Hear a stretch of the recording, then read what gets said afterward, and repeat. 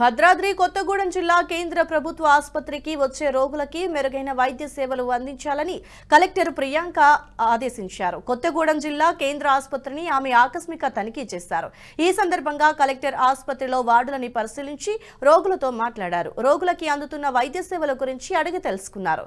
ప్రభుత్వ వైద్యశాలలకు వచ్చే రోగులకి వైద్యులు అందుబాటులో ఉంటూ సేవలను అందించాలని, ప్రజలు ప్రభుత్వ వైద్య సేవలను సద్వినియోగం చేసుకోవాలన్నారు.